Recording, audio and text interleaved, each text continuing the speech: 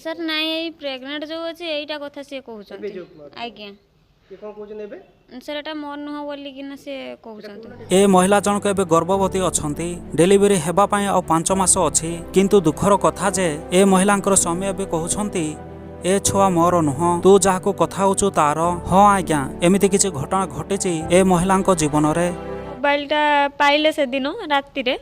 से मोबाइलटा कोन तमे नुचि के रखिदिलो आज्ञा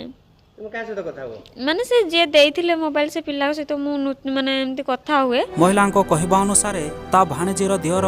महिलांक फोन पे रे पैसा पठाइथिले आ सेही पैसा रे महिला जनक मोबाइल किनिथिले स्वामी घरे नथिबा समय रे महिला जनक से दियर सहित लुचि लुचि कथा होतिले दिने स्वामी जनक महिलांक मोबाइल को देखि देइथिले आ किछि न पचारि महिलांक मारो मारिथिले आ एबे कहउछंती